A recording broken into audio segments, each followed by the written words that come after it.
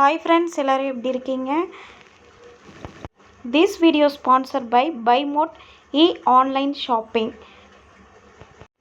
நம்மளோட BuyMode app download பண்ணுறதுக்குண்டான link டிஸ்கிரிப்ஷன்லையும் கொடுக்குறேங்க. நம்மளோட ப்ளே ஸ்டோர்லையுமே அவைலபிளாக இருக்குது.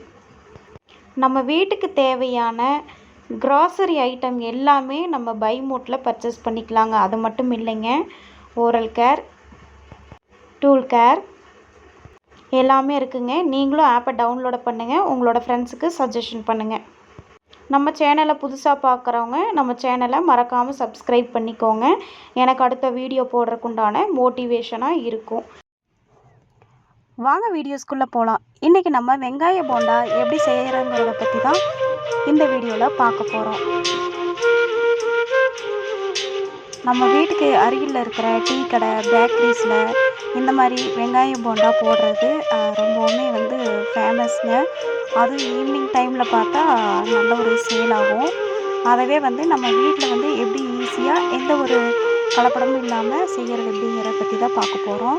பெரிய வெங்காயம் ஒரு 10-15 எடுத்து நல்லா நீட்ட வாக்கில் கட் பண்ணி வெங்காயத்தை நல்லா பொடிச்சு விட்டு வச்சுக்கணுங்க. அதுக்கப்புறம் அந்த வெங்காயத்துலேயே நம்ம உப்பு போட்டு மிக்ஸ் பண்ணிக்கணும்.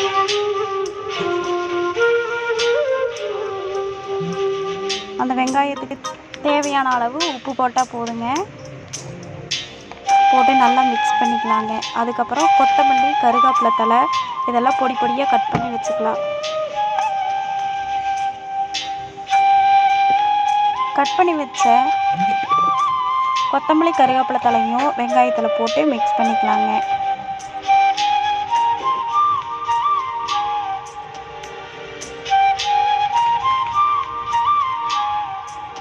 அதுக்கப்புறம் கடலை மாவுங்க.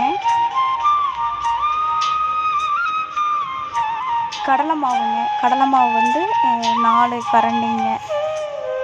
நம்ம குழம்பு வைக்கிற கரண்டிலேயே 4 கரண்டி. நம்ம கடையில் தான் கடலை மாவு அரைச்சி வாங்கிட்டு வந்தோம். இந்த தடவை போண்டா பஜ்ஜி மாவு மிக்சடெல்லாம் எதுவுமே போடலைங்க.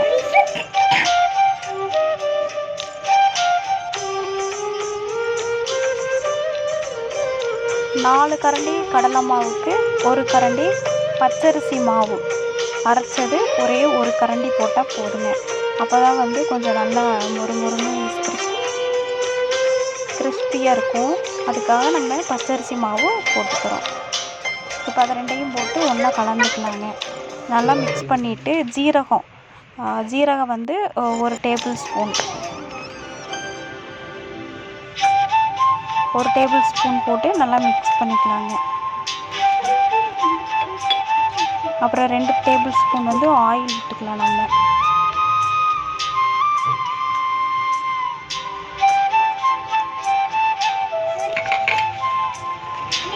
அவ்வளோதாங்க. அதுக்கப்புறம் நம்மளுக்கு தேவையான அளவு தண்ணி ஊற்றி உப்பு போட்டு நம்ம நல்லா மிக்ஸ் பண்ணி ரொம்பவும் கெட்டியாக இல்லாமல் ரொம்பவும் குழக்குழன்னு இல்லாமல் ஒரு தேவையான பதத்துக்கு போட்டு வச்சுட்டு இப்போ போண்டாவை போடுறக்கு ஆரம்பிச்சிடலாங்க. அதுக்கு நம்ம 1 லிட்டர் சன்ஃப்ளவர் ஆயில் எண்ணெய் நல்லா காய வச்சாச்சு. மீடியம் ஃப்ளேம்லேயே தான் வைக்கணும்.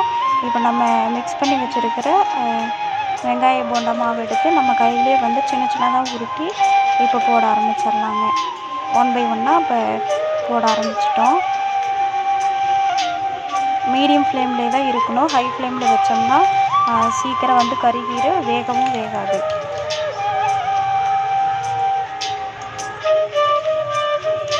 ஈவினிங் டைமில் இந்த மாதிரி வெங்காயத்தை கட் பண்ணி நம்ம கடலை மாவு வாங்கி மிக்ஸ் பண்ணி போட்டு குட்டீஸ்களோ அல்லது நம்ம ஏதோ ஒரு ஸ்நாக்ஸ் இமீடியட்டாக ரெடி பண்ணணும் அப்படின்னு நினச்சோம்னா இந்த மாதிரி ட்ரை பண்ணுங்கள். ரொம்பவுமே அருமையாக இருக்கும். நீங்களும் உங்கள் வீட்டில் இதே மாதிரி செஞ்சு பாருங்கள். செஞ்சு பார்த்துட்டு எப்படி இருக்குதுங்கிறத எனக்கு கமெண்ட்டில் சொல்லுங்கள். தேங்க்யூ ஃபார் வாட்சிங் வீடியோஸ்.